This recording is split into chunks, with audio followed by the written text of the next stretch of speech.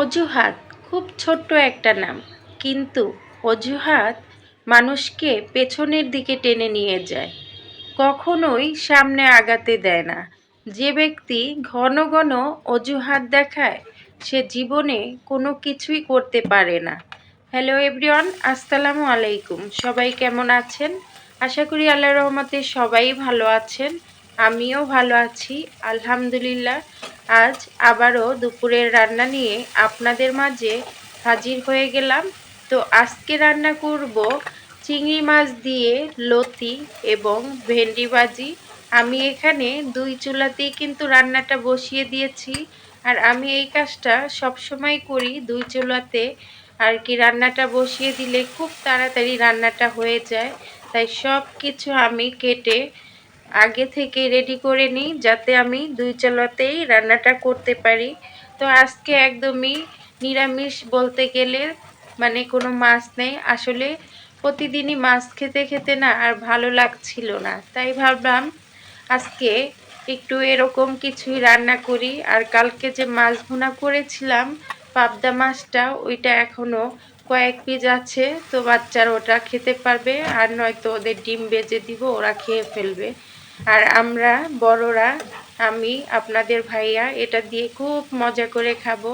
আমি দুপুরে খেয়েছি, ভীষণ মজা হয়েছে লতিটা এবং ভেন্ডি ভাজিটা, মাশাআল্লাহ, মানে খুবই মজা হয়েছে। আসলে নিজের প্রশংসা নিজে করি, কিছু করার নাই, কারণ আপনাদের তো আমি খাওয়াতে পারবো না যে আপনারা খাইয়ে আমাকে রিভিউ দিবেন।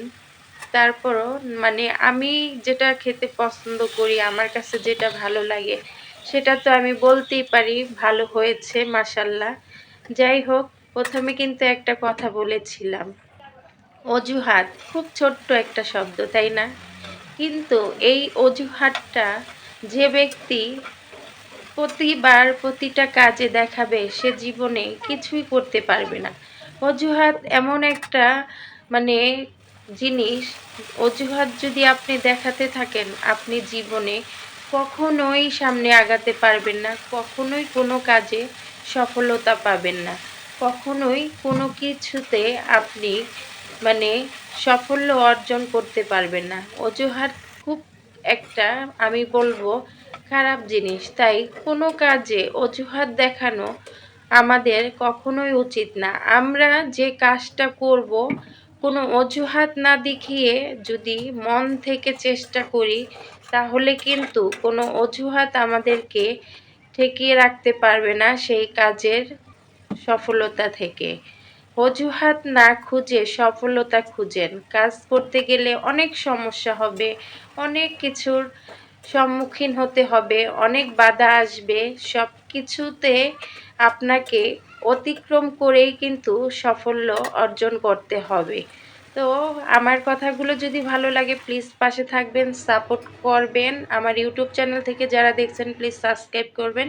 সুস্থ থাকবেন, ভালো থাকবেন, আল্লাহ হাফেজ।